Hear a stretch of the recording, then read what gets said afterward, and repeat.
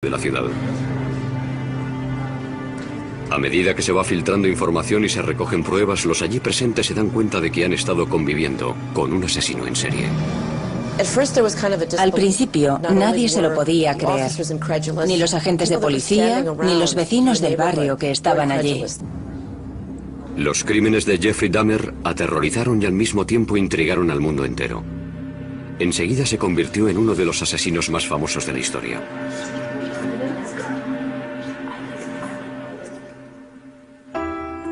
El hijo primogénito de Joyce y Lionel Dahmer nació en Milwaukee, Wisconsin, el 21 de mayo de 1960, poco antes de que se cumpliera su primer aniversario de boda. Lo bautizaron como Jeffrey. El día que nació Jeff fue un día muy feliz.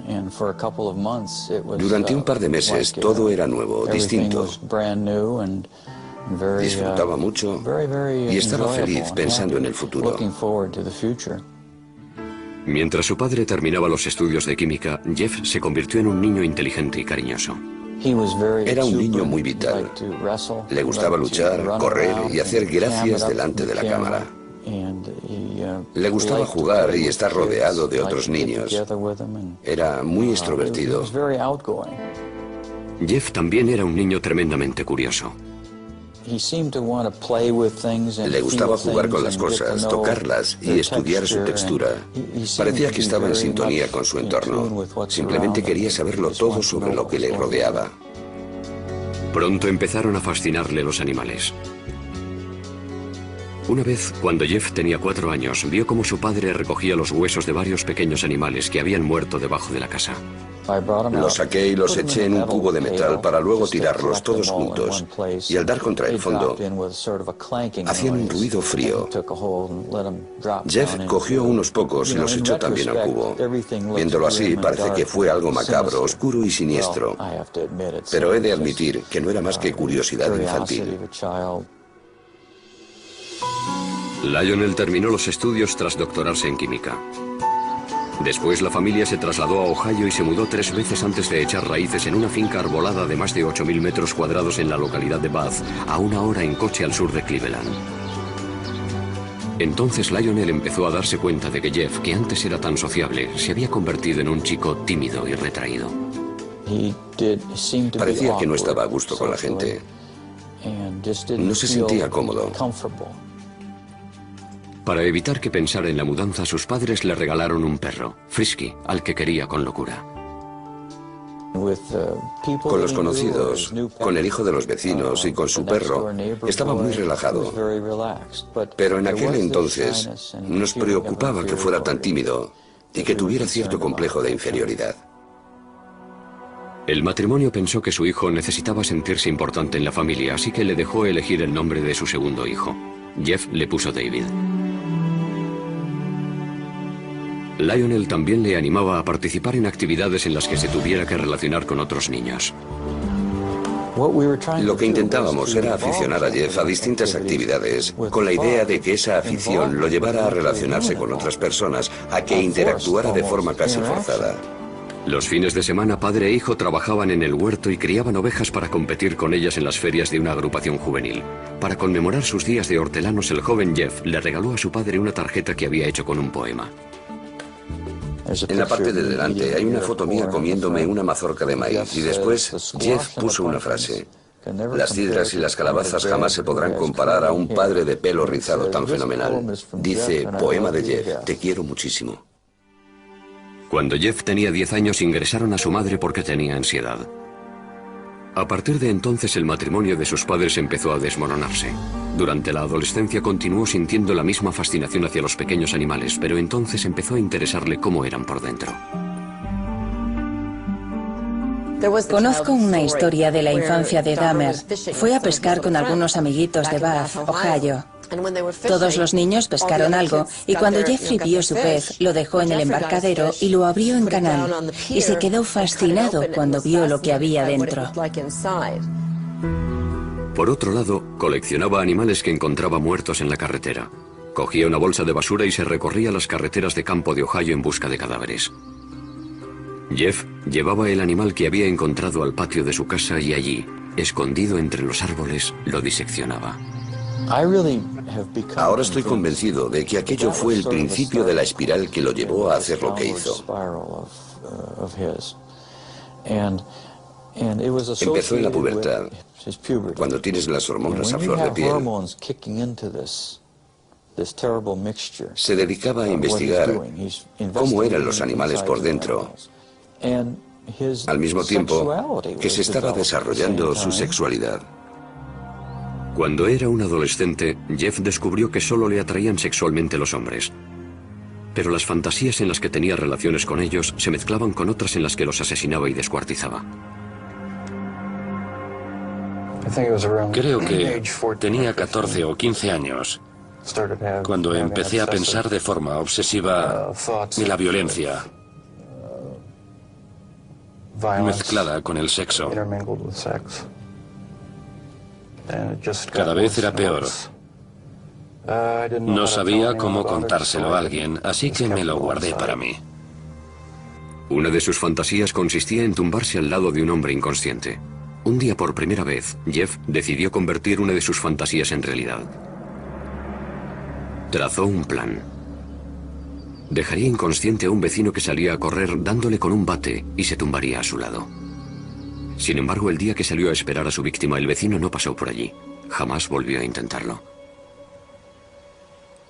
Cuando Jeff estudiaba en el instituto, sus fantasías sexuales lo tenían traumatizado.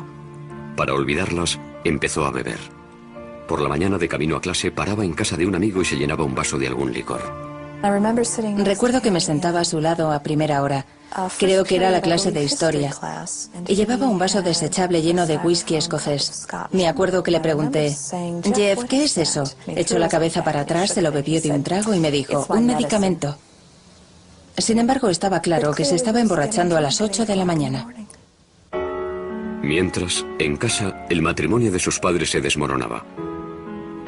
Cuando las discusiones subían de tono, se escondía entre los árboles del patio y les daba los troncos con algún palo. Salía de mi casa y me iba al bosque. Allí refunfuñaba y me lamentaba. No entendía por qué su relación era tan mala. Era un joven distante con pocas aficiones y ningún buen amigo, pero aún conservaba el sentido del humor. La mayoría de las veces se reía de sí mismo. Se ganó la reputación de payaso de la clase. En el instituto, cuando alguien se comportaba de forma rara o inesperada, decían que había hecho un Dahmer. De repente ibas por el pasillo y oías a alguien gritar, chillar y correr. Era Jeff Dahmer, que iba corriendo moviendo los brazos y gritando, simulacro de huracán, todos a cubierto. En una ocasión, Jeff les cobró algo de dinero a sus compañeros a cambio de montar un espectáculo en el centro comercial. Una mujer estaba regalando muestras de pipas. Jeff se comió una, luego otra y luego otra. Se comportaba como un chico muy educado, como siempre. Entonces, de repente, las empezó a escupir y a decir a voz en grito, soy alérgico, soy alérgico. Después se fue corriendo. Durante el primer año de instituto, Jeff fue de excursión a Washington, D.C. Jeff dijo, tengo una idea, vamos a ver al vicepresidente. Y todos nos echamos a reír y le contestamos, sí, claro, al vicepresidente. Jeff se fue a una cabina, y cuando volvió les dijo que dentro de 2 horas lo recibirían en el despacho del vicepresidente Walter Mondale. Les explicó que éramos estudiantes de un instituto de Ohio y que estábamos haciendo un reportaje para nuestro periódico. Les dijo que íbamos a estar una semana en Washington y que si podíamos hablar con alguien del despacho del vicepresidente. Dahmer tenía mucha labia y consiguió que lo invitaran a él y a sus compañeros al edificio Eisenhower para conocer a Mondale. En clase, Jeff era considerado un estudiante modelo. Era muy educado con los adultos, vestía muy bien y trataba con mucho respeto a los profesores. También hacía los deberes. Sacaba sobresaliente cuando quería y otras veces se saltaba las clases porque no le interesaban. Sabía ser muy educado y tenía muy buenos modales. Respondía, sí señor, no señor, a los profesores. Poco a poco perfeccionó su habilidad para engañar a los que tenían autoridad sobre él, pero con el tiempo a Jeff dejaron de interesarle las notas y el instituto. Nadie sabía qué se le pasaba por la cabeza, porque no se abría a nadie. No tenía buenos amigos. Y a medida que íbamos pasando de curso, iba dejando a un lado la vida social. En ese instituto cercano a Bath, Ohio, Jeffrey se convirtió en un alcohólico y un marginado. Era objeto de burla del resto de los alumnos. Creo que no conectaba con nadie, que no tenía ningún amigo de verdad. Si no tienes ningún amigo, acabas guardándote muchas cosas y desarrollando muchas fantasías. El siguiente paso es pensar que alguna de esas fantasías puede ser real. Y Jeff ya estaba listo para dar ese paso. Justo después de terminar el instituto mató a su primera víctima. El verano de 1978 empezó para Jeffrey Dahmer con la ceremonia de graduación del instituto. A partir de ahí fue de mal en peor. Sus padres, tras años de terribles discusiones, se divorciaron. El padre de Jeffrey, Lionel, se marchó a vivir a un motel cercano a la casa familiar. Sin que Lionel lo supiera, la madre de Jeff cogió a David, su hijo menor, y se trasladó a Wisconsin. Jeffrey se quedó solo en casa intentando superar la ruptura de sus padres. A Jeff le hizo mucho daño que sus padres se divorciaran. No quería que sus compañeros de clase se enteraran, porque le daba vergüenza. Jeffrey Dahmer tenía 18 años, y como la mayoría de los adolescentes tenía fantasías sexuales. El problema era que en sus fantasías Jeffrey mataba a su amante. Estaba solo en una casa aislada, así que ahora tenía la oportunidad de llevar a cabo esas fantasías. Varias semanas después de la graduación, Jeffrey recogió a un autoestopista que se encontró en la carretera, Stephen Hicks, de 19 años. Ojalá hubiera seguido mi camino, pero no lo hice. Me di la vuelta y lo recogí. Y entonces, la pesadilla se convirtió en realidad. Jeffrey invitó a Hicks a su casa. Bebieron cerveza y pasaron un par de horas juntos. Después, Hicks le dijo que tenía que irse, pero Jeffrey no quería estar solo. No quería que se marchara, así que cogió lo que encontró más a mano, una barra de pesas, le dio en la cabeza y lo mató. Dahmer estranguló a Hicks con la barra. A continuación, con la lucidez suficiente para darse cuenta de que había cometido un asesinato, se puso a ocultar las pruebas. Descuartizó el cuerpo de Hicks con un cuchillo. Había practicado muchas veces con los animales atropellados que recogía. Metió los trozos en bolsas de basura y en mitad de la noche las cargó en el coche para llevarlas al basurero. De camino lo detuvo la policía por pisar la línea continua. Los agentes le preguntaron a Jeff qué llevaba en las bolsas y a dónde iba tan tarde. Jeff estaba atrapado. Sin embargo, había preparado una mentira. Les dijo, es basura, voy a llevarla al basurero. Y el agente no abrió las bolsas. Les dijo que había mucha tensión en su casa y que se le había ocurrido que yendo al basurero se olvidaría un poco de todo. La policía le puso una multa y le dejó marchar. Jeff volvió a casa atormentado por la culpa. Guardó los huesos de Stephen Hicks bajo la casa durante 2 semanas. Después los machacó con un mazo. Luego fue tirando los fragmentos en círculo entre las hojas y la maleza detrás de la casa. Un joven de 19 años que por lo que sabemos era un buen chico, desapareció de la faz de la tierra. En agosto, el padre de Jeffrey se pasó por la casa. Le pregunté, ¿dónde está tu madre? ¿Dónde está Dave? Y me contestó, se han ido. Yo le dije, ¿qué quieres decir con eso? Que se han marchado, se han ido. El padre de Jeff volvió a la casa y animó a su hijo a que se buscara un trabajo. Pero a él no le interesaba. Se pasaba el día bebiendo y hasta lo arrestaron por embriaguez. Lionel llevó a su hijo a las reuniones de Alcohólicos Anónimos y a un psicólogo. No le sirvió de nada. Nada podía borrar la violencia y el terror que aquel primer asesinato había grabado en su mente. Parecía que solo encontraba consuelo en el alcohol. A finales del verano, Jeff seguía en paro. Así que Lionel le sugirió una alternativa, la universidad, y apuntó a Jeff en la Universidad Estatal de Ohio. Para cualquier novato es duro adaptarse a la vida universitaria, pero si encima has matado a alguien, lo has descuartizado y has esparcido parte de sus restos por tu casa, debió de ser duro. Jeff se pasó el primer trimestre completamente borracho. Vendía su sangre a los centros de plasma para sacar dinero para cerveza. Como era de esperar, Dahmer suspendió todo y volvió a casa. Le dije, Jeff, se te están cerrando muchas puertas. Quizá puede que el ejército sea lo que necesites. Jeff aceptó la decisión como todas las demás que habían tomado por él y se alistó. Tras finalizar la instrucción básica, lo enviaron a un hospital militar de San Antonio, Texas, donde lo prepararon para ser personal médico de campaña. Allí, Dahmer aprendió mucho sobre anatomía humana. Por primera vez en su vida, le emocionaba lo que estaba haciendo. La disciplina y la instrucción le vinieron bien. Cuando llevaba 6 meses en el ejército, su cuerpo enclenque había pasado a ser enjuto y fuerte y pasó de ser tímido y retraído a ser un hombre extrovertido. Sin embargo, este cambio fue pasajero. El ejército lo destinó a Alemania, donde Jeff volvió a caer en la bebida. Sus superiores se dieron cuenta y lo licenciaron antes de tiempo. Jeff se marchó directamente a Miami Beach sin comunicárselo a su familia. Encontró trabajo en una sandwichería y se instaló en un motel. Cuando se gastaba tanto en bebida que no podía pagarse la habitación, Jeff empezó a dormir en la playa. Una noche, una rata enorme se le subió encima y Jeff se llevó un susto tremendo. Aquel día nos llamó y nos dijo que necesitaba dinero. Le dije, no te mandaré dinero, pero sí un billete de avión para que vuelvas a casa. Fui a recogerlo al aeropuerto de Cleveland y llegó con una sonrisa en el rostro. Pero cuando me acerqué a él, me di cuenta de que no sonreía de felicidad, sino porque estaba ebrio. Lionel intentó ayudar a su hijo alcohólico. Intentamos que fuera un psicólogo.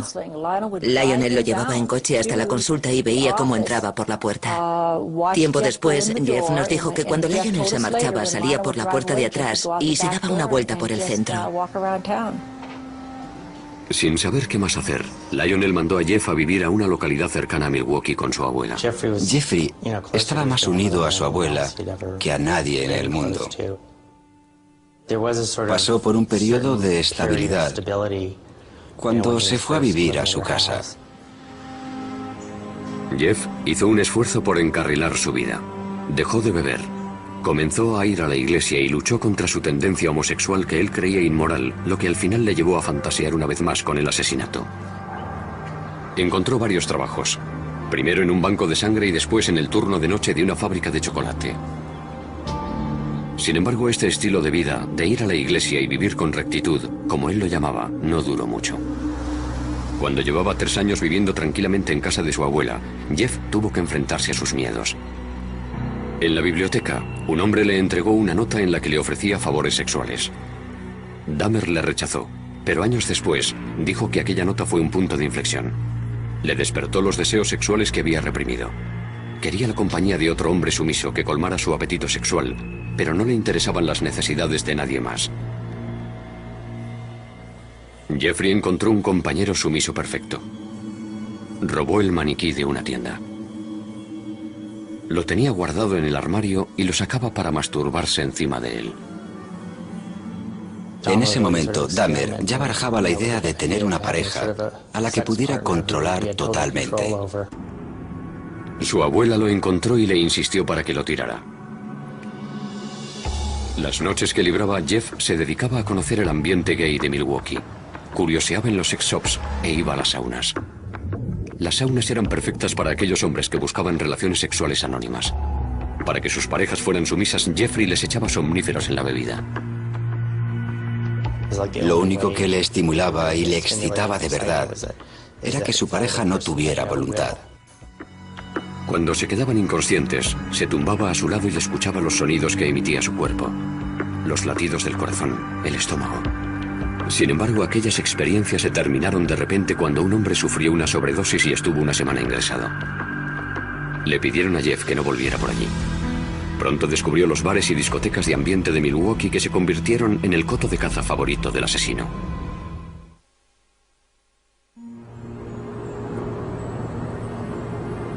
A los 20 y tantos años, Jeff estaba afincado en Milwaukee. Vivía en casa de su abuela y era asiduo de los locales de ambiente de la ciudad. Nadie sospechaba que este joven solitario y guapo con cara de niño iba a convertirse en un asesino en serie. Dahmer encajaba en cualquier grupo. Nadie podía decir, debe de ser un loco, ni tiene que ser un asesino. Por eso tenía tanto éxito. No era un tipo repulsivo. Y menos aún en los clubs de ambiente de Milwaukee. Era considerado un tío bueno en la comunidad gay. La gente lo encontraba atractivo. Muchas personas nos dijeron que era la clase de chico al que quieres cuidar y mimar. Sin embargo, Dahmer tenía un gusto muy concreto para los hombres. Los elegía por su cuerpo. Le gustaban los hombres altos, musculosos y delgados. No le importaba que fueran negros, blancos, amarillos, indios o mulatos. Si le parecían atractivos, intentaba ligárselos.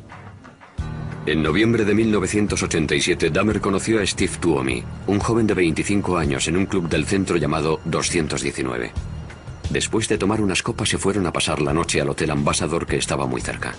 Dahmer usó un viejo truco para que Tuomi entrara en ese estado de sumisión que tanto anhelaba. Le eché unos cuantos somníferos en la bebida para dejarlo inconsciente. Solo quería pasar la noche con él. Cuando me desperté por la mañana, tenía los antebrazos llenos de cardenales y él tenía el pecho morado y le salía sangre de la boca. Estaba colgando por un lado de la cama. No recuerdo haberlo matado a golpes, pero debí de hacerlo. Dahmer no se asustó. Salió y se compró la maleta más grande que encontró. Volvió al hotel, metió el cuerpo de Tuomi en la maleta y llamó a un taxi. Bajó la enorme maleta y cuando el taxista la cogió dijo, debe de llevar usted un muerto aquí dentro. Y así era. Dahmer volvió a casa de su abuela y descuartizó a Tuomi en el sótano. A partir de entonces di rienda suelta a mi obsesión. Decidió que tras haber matado a una segunda persona, no volvería a intentar controlar sus deseos, que permitiría que controlaran sus actos por completo, que cedería ante ellos. Después de aquello dedicó su vida a complacer ese deseo sexual tan grande. Dahmer volvió a los clubs con la intención de asesinar y descuartizar a los hombres que conquistara. En la parada de autobús que hay junto al 219 conoció a James Dockstader, un joven de 14 años. Jeff le ofreció $50 por pasar la noche con él y el adolescente aceptó. No le hacía falta secuestrar a nadie ni retenerlo contra su voluntad. Jeffrey Dahmer, al igual que muchos asesinos en serie, era encantador. La pareja cogió el autobús y fue a casa de la abuela de Dahmer. Mientras ella dormía, tuvieron relaciones sexuales orales. Después, Jeff drogó y estranguló a su acompañante. Afirmaba que de ninguna de las maneras pretendía hacer daño a nadie, por raro que parezca. Estrangulaba a todas sus víctimas porque le parecía la forma más humana de matarlos. Con Dockstader, Dahmer exploró sus más oscuras fantasías. Escondió el cadáver en el sótano durante una semana y tuvo relaciones sexuales con él. La mayoría de los asesinos en serie son desviados sexuales. El caso de Dahmer es distinto, porque era un auténtico necrófilo. Quería tener relaciones con personas inconscientes o muertas. Cuando James Dockstader empezó a descomponerse, Dahmer lo descuartizó en el sótano cerca de un sumidero que había en el suelo. 2 meses después, Dahmer conoció a Richard Guerrero, de 22 años, en un bar de Milwaukee. Siguiendo la misma rutina que en ocasiones anteriores, lo drogó y lo estranguló. Pasó unas cuantas horas con el cadáver antes de descuartizarlo y meter los restos del cuerpo en bolsas de basura para que lo recogiera el camión municipal de la basura.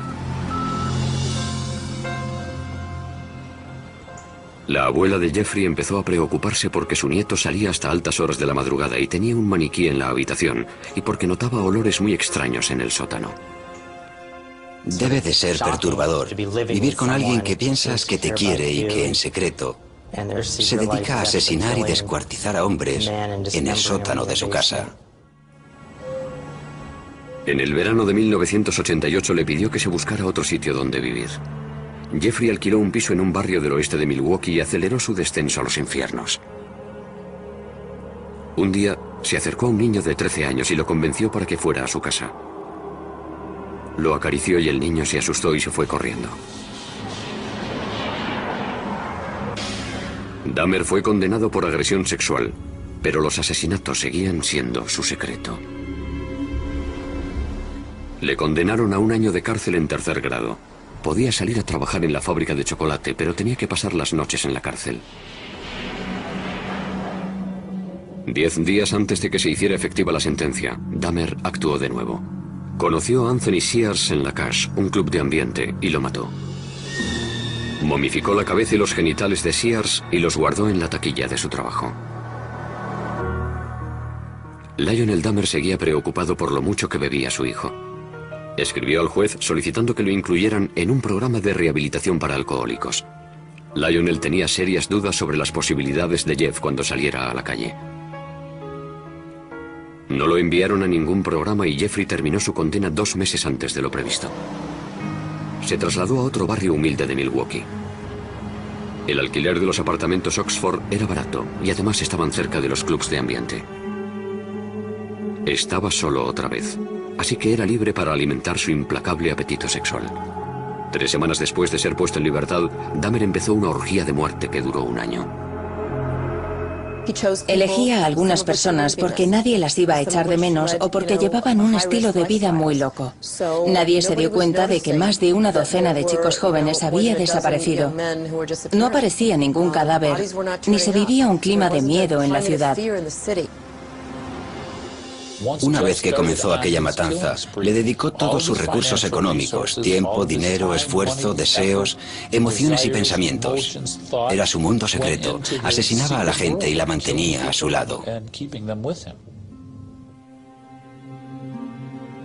Durante aquella orgía de muerte, Jeff mató a 13 hombres, aunque uno de ellos estuvo a punto de escapar.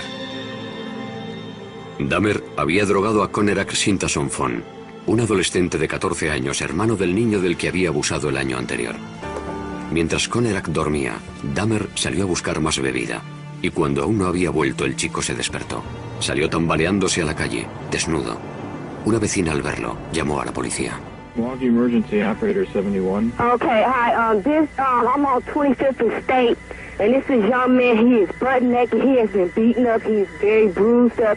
He can't stand. He's study fall out. He is butt naked. He has no clothes on. He is really hurt. Cuando llegó la policía, Dahmer ya había vuelto de comprar cerveza, y al igual que había hecho con la policía de Bath tras su primer asesinato, urdió una astuta mentira. Nada más llegar, interviene y dice que el chico es su amante y que simplemente está borracho, que se lo lleva con él a casa. Llevó a los agentes a su casa y les enseñó las Polaroids que le había hecho al adolescente, las cuales, según él, demostraban que tenían una relación. La policía pensó que el joven de 14 años era mayor de edad y lo dejó con Dahmer. En el informe dijeron que había sido una pelea de amantes. En cuanto los agentes se marcharon, Dahmer asesinó al chico. Los cuerpos se iban amontonando en el piso de Dahmer. Se compró un bidón de 215 litros y lo llenó de un potente ácido para disolver en él las extremidades y los torsos. Después de varias semanas en el ácido, los restos humanos se convirtieron en lodo, que tiró al retrete o por el desagüe de la bañera. Por otro lado, Jeffrey separó la piel de los huesos hirviéndolos en la cocina. Un olor extraño y ácido a muerte invadió el edificio. Muchos de los inquilinos detectaron que el olor procedía de la puerta de Dahmer. Recuerdo que le dije a mi marido, no sé qué estará preparando Jeff, pero es rarísimo.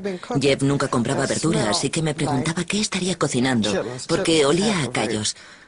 Los callos tienen un olor muy particular y desagradable. A Dahmer le asustaba estar solo. No quería que sus parejas le dejaran, ni después de haber muerto. Descuartizaba a sus víctimas y les sacaba varias fotos a lo largo del proceso que luego guardaba. Además, conservaba partes de dichas personas como trofeo. Una cosa llevaba a la otra. Cada vez tenía que hacer cosas más extrañas para satisfacer mis instintos. Diseñó un santuario con huesos del esqueleto y calaveras, pero aún no había encontrado a su compañero perfecto. Un hombre totalmente sumiso que estuviera vivo y no se descompusiera. A algunas de sus víctimas, cuando aún estaban vivas, les hizo un pequeño agujero en el cráneo con un taladro y les inyectó ácido en el cerebro. Quería que siguieran con él, pero que apenas tuvieran control sobre su cuerpo y que no pudieran hablar. Según Dahmer, ninguno de estos zombies experimentales sobrevivió más de un día. Puede que en un último intento por mantener a esos hombres a su lado, empezara a comérselos. De este modo, sentía que eran una parte permanente de mí. Además, tenía curiosidad por saber cómo sería. Sentía que iban a convertirse en parte de mí. Comérmelos me producía placer sexual. A lo largo de ese año en el que cometió tantos asesinatos despiadados, Dahmer seguía comportándose con aparente normalidad. En este vídeo que se grabó en Acción de Gracias en casa de su abuela, Dahmer habla tranquilamente con su padre. Well, you're looking good. Grandma was saying that she thought that you got quite a bit thinner, but you look fit. I don't know.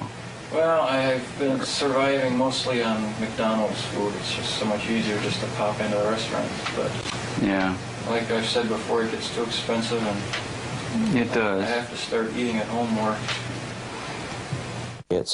Es increíble que pudiera sentarse allí y actuara como si no hubiera hecho nada, con la chaqueta puesta y hablando con entusiasmo de su trabajo. Muy inteligente. Es impresionante lo que un ser humano puede ocultarle a otro ser humano.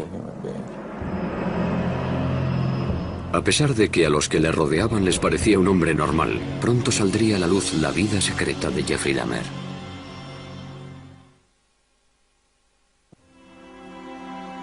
En julio de 1991, la ciudad de Milwaukee descubrió entre sus vecinos a un asesino en serie, el joven de 31 años, Jeffrey Dahmer. Un hombre, Tracy Edwards, logró escapar de los horrores del piso de Dahmer y parar a una patrulla que pasaba por allí. Cuando los agentes entraron en el piso, encontraron 83 polaroids de cadáveres en distintas etapas del proceso de descuartizado. En la cocina, descubrirían cosas aún más impactantes. Cuando los agentes entraron a su casa aquella noche, encontraron la cabeza de una de las víctimas en el frigorífico. También encontraron restos de cadáveres que Jeff había guardado en un congelador. Uno de los agentes abrió el congelador y oyó un grito. Más tarde se dio cuenta de que había sido él el que había gritado. Las cámaras de televisión grababan mientras sacaban lo que quedaba de las víctimas. Un bidón de 215 litros que contenía los torsos de 3 hombres. Un congelador con extremidades y carne, y ollas de metal con manos y genitales momificados. Lo que vimos aquella noche fue horrible. Nadie se podía creer que, en primer lugar, hubiera guardado todo aquello y, en segundo lugar, cómo pudo hacerlo sin que nadie se enterara. ¿Cómo era posible que nadie supiera qué estaba pasando exactamente? Esta vez, no había mentira que pudiera librar a Dahmer de la justicia. Andaba como si se sintiera derrotado. Iba con los hombros caídos y la cabeza agachada. Sudaba muchísimo y emitía una especie de débil quejido, similar al llanto de un bebé. En comisaría, la policía procedió a realizar un interrogatorio maratoniano al supuesto asesino. Al principio, Dahmer culpó a la bebida y dijo que no le habrían pillado si no hubiera estado tan borracho. Estaba claro que tenía miedo. Tenía ojos de terror y la histeria se iba percibiendo en su rostro a medida que se le iban pasando los efectos del alcohol. Se dio cuenta de que había caído el telón. Lo habían cogido. Cuando Dahmer recuperó la sobriedad, empezó a dar horripilantes detalles que nadie se esperaba oír. Dijo lo siguiente: cuando le cuente lo que le voy a contar se va a hacer famoso. Le intenté explicar: mira, Jeff, nada de lo que me digas me va a asustar. Y se rió al oírme. Me contestó: no tienes ni idea de lo que he hecho. Dahmer pasó las siguientes 6 semanas contándoles a los inspectores cómo había asesinado a 17 hombres. La confesión tenía 159 páginas. Para Dahmer fue una experiencia catártica. Por fin pudo sacarse de dentro lo que llevaba escondiendo 13 años. Partiendo de la información de la confesión, los investigadores regresaron a Bath, la ciudad de Ohio donde Dahmer había pasado su infancia. Allí recogieron con un rastrillo los huesos machacados de Stephen Hicks, la primera víctima de Dahmer. El forense del condado de Milwaukee comenzó a unir las cabezas a los cuerpos. Y la policía, la penosa tarea de dar la noticia a las familias. Dahmer se declaró culpable, pero adujo locura. Lo único que tuvo que decidir el jurado fue si estaba cuerdo o no. Era evidente que la defensa iba a alegar locura. ¿Qué iban a alegar si no? ¿Defensa propia? ¿Que no sabían cómo habían llegado los cuerpos hasta su casa? En Wisconsin no se aplica la pena de muerte, así que si el jurado decidía que estaba cuerdo, pasaría el resto de su vida en la cárcel. Si decidía que estaba loco, lo encerrarían en una institución para enfermos mentales. Ni siquiera el propio Dahmer comprendía por qué disfrutaba tanto matando. Jeffrey pensaba que era tan malo que era el propio demonio. Sabía que le sucedía algo malo, aunque no sabía qué. Sin embargo, nunca se había definido como un loco. El hombre que entró en la sala de aquel juzgado de Milwaukee en enero de 1992 parecía completamente normal. Hasta que el inspector Dennis Murphy leyó su confesión. He related this was a person he really liked. He indicated that he had filleted his heart and kept it in the freezer, and he also kept his bicep. He indicated that he had eaten the thigh muscle of this subject, but it was so tough he could hardly chew it. He then purchased a meat tenderizer and used it on the bicep. El padre de Dahmer, Lionel, estaba sentado en la sala al lado de su segunda esposa, Shari, sin poder dar crédito a lo que estaba oyendo. Nadie nos preparó para el golpe, ni nos advirtió de los detalles que íbamos a escuchar. ¿Cómo era posible? ¿Cómo era posible que no me hubiera enterado de nada? A pesar de lo horrendos que eran los crímenes de Dahmer, el país estaba fascinado.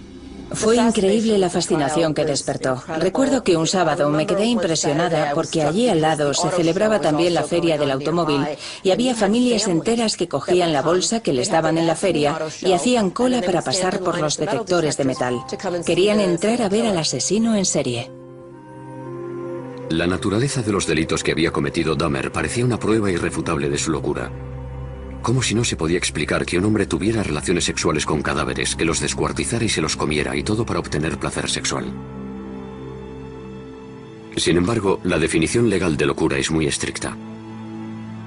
Los abogados de Dahmer tenían que demostrar dos cosas: que padecía una enfermedad mental y que dicha enfermedad le impedía diferenciar el bien del mal.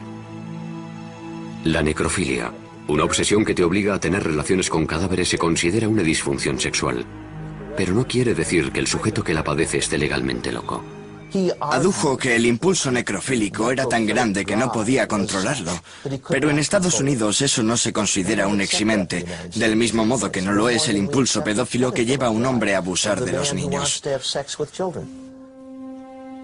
El jurado votó, 10 contra 2, que Jeffrey Dahmer estaba legalmente cuerdo. Algunos parientes de las víctimas de Dahmer asistían al juicio en silencio. Otros lloraban. Antes de dictar sentencia, el juez les permitió hablar ante el tribunal.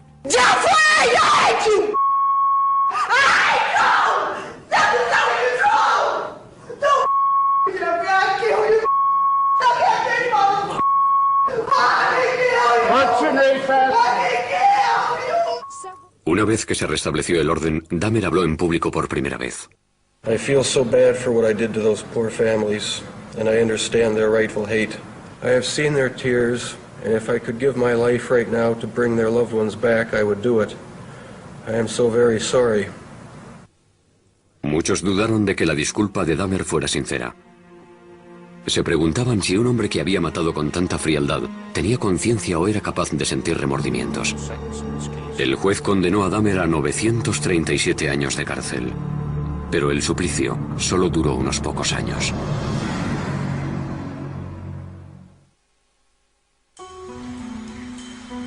El penal Columbia, situado en Portage, Wisconsin, se convirtió en el nuevo hogar de Jeffrey Dahmer. Su piso de los apartamentos Oxford seguía vacío como doloroso recuerdo de los que habían perdido allí la vida. En noviembre de 1992 los demolieron. Dahmer tenía 32 años y dedicaba sus días de recluso a meditar en la celda. Intentaba superar los remordimientos que le producía tener instintos asesinos y buscaba el perdón divino. De niño iba a la iglesia, y también de adulto, junto a su abuela, pero durante la orgía de muerte se olvidó de la religión. Dahmer achacó su naturaleza de asesino a sus creencias ateas. y a la teoría de la evolución. Dijo, si todo es obra de la naturaleza, ¿para qué sirve Dios? ¿Puedo establecer mis propias reglas? ¿Quién es mi Señor? Yo soy mi propio dueño. Sin embargo, Jeffrey vivía en una contradicción porque siempre creyó que la culpa de todo era del diablo, que se había apoderado de su alma. El asesino en serie se planteó entonces qué le pasaría cuando muriera y decidió que quería ser bautizado. En abril de 1994, el sacerdote de la prisión llamó a Roy Radcliffe, ministro evangelista, para que hablara con el recluso. Era una persona muy simpática. Yo siempre tuve la impresión de que estaba hablando con un niño pequeño que tenía el cuerpo de un adulto. Se interesaba y se emocionaba mucho con las típicas cosas que le gustan a los niños. Un mes después, en el centro médico de la prisión, Dahmer fue bautizado en una bañera de hidromasaje. Por el camino pasó al lado de otros reclusos que iban con fregonas, escobas y otros artículos de limpieza. Levantaron la vista y al único que reconocieron fue a Jeff, así que le dijeron como si fueran grandes amigos: «Hola, JD, ¿cómo te va?». Y él contestó: «Me van a bautizar, estoy muy contento». Parecía que Dahmer se estaba transformando en la cárcel. Me preguntaba cosas, me decía, oye, ¿qué tal esto? ¿Qué tal lo otro? Se interesaba y se preocupaba por nosotros. Intentaba ser normal. Se estaba rehumanizando. Sin embargo, Dahmer seguía teniendo oscuras y obsesivas fantasías. En la cárcel admitió que ese instinto seguía dentro de él. Aún sentía el impulso de matar, aún deseaba matar, incluso dentro de la prisión. Seguramente tendré que convivir con él el resto de mi vida. Ojalá se me pasara. Ojalá hubiera una manera de librarme para siempre de estos pensamientos y estas sensaciones. Teresa Smith fue a visitar a Dahmer a la cárcel. Había matado a su hermano Eddie. Lo primero que hizo cuando llegó fue pedirme disculpas por haber matado a mi hermano. Le pregunté, ¿por qué a mi hermano? Me dijo que había visto cómo bailaba Eddie y le había gustado físicamente. Me dijo, me sentía atraído por él. Me contó que lo había estrangulado. Después intentó buscar un método nuevo para conservar el cráneo y el cuerpo. Pero el experimento no funcionó. Así que tuvo que destruirlo. Durante toda su vida adulta, Dahmer había sido un depredador, pero en la cárcel se convirtió en la presa. Ahora el famoso asesino en serie era el objetivo de los otros reclusos. En agosto de 1994 lo atacaron en la capilla de la cárcel con un rudimentario cuchillo. Esa vez sobrevivió. Pero el 28 de noviembre de 1994, Christopher Schaefer, que se apodaba a sí mismo Cristo, golpeó a Dahmer con una barra de metal que cogió del gimnasio de la prisión. Murió de camino al hospital. Yo creo que a nadie le sorprendió que lo asesinaran en la cárcel. Creo que estaba claro que sería el blanco de sus compañeros en cuanto entrara en la cárcel. Una de sus últimas voluntades era que lo incineraran y que entregaran la mitad de sus cenizas a su padre y la otra mitad a su madre. En su testamento escribió: no quiero una placa, ni quiero una tumba, ni un funeral. No quiero nada. Decía, quiero desaparecer. En 1996, el ayuntamiento de Milwaukee recaudó casi $500,000 para comprar la siniestra colección de fotografías y herramientas de Dahmer. Temían que aquellos artículos se usaran para crear un museo sobre el asesino, así que lo quemaron todo. A pesar de que apenas quedan pruebas físicas de lo que hizo, la vida y los crímenes de Jeffrey Dahmer se han convertido en leyenda. De alguna forma, Dahmer ha pasado a formar parte de la cultura popular. Se le compara con nombres como Jack el Destripador. Creo que la gente siempre lo tendrá en mente. Siempre lo tendrá, por así decirlo, en el panteón de los asesinos más terroríficos. En 2002, el director David Jacobson estrenó Dahmer, el carnicero de Milwaukee, una película basada en la vida de Jeffrey. Jacobson pretendía mostrar al espectador el lado más normal del asesino.